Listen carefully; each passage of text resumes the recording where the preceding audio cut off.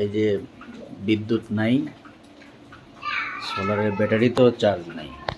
এখন এই যে মোটরসাইকেল, চার্জার মোটরসাইকেল থেকে চার্জ নিয়ে তারপরে হচ্ছে ভাত রান্না হচ্ছে কিভাবে আপনাদেরকে দেখাচ্ছে। চার্জার মোটরসাইকেল এখান থেকে লাইন নিয়ে ইলেকট্রিক চুলায় রান্না হচ্ছে, ভাত রান্না হচ্ছে। এই যে ভাত রান্না হচ্ছে, আশ্চর্যজনক ব্যাপার, মোটরসাইকেল দিয়ে ভাত রান্না হচ্ছে। আজকে অবশ্য রেইনি ডেজ, বৃষ্টি হচ্ছে, ইলেকট্রিসিটি নাই, সোলার প্যানেলের ব্যাটারিতেও চার্জ নাই, কিন্তু খাওয়া দাওয়া তো আর বন্ধ থাকবে না। এই জন্য চার্জার মোটরসাইকেলের লাইন দিয়ে এখন এই যে ভাত রান্না হচ্ছে। দেখার জন্য সবাইকে ধন্যবাদ। আপনারাও চেষ্টা করতে পারেন, কোনো পরামর্শ লাগলে যোগাযোগ করবেন। ধন্যবাদ।